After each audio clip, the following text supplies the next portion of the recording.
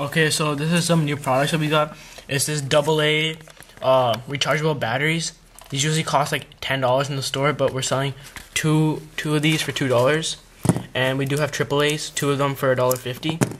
So you can go to Dollar Store and buy like crap ones for $1.50. Why don't you buy rechargeable ones for $1.50, right? So this is 3 different chargers that we have. This is the smart charger. You can put AA or AAA here, and 9-volt batteries right here, and you can put D and C batteries right here.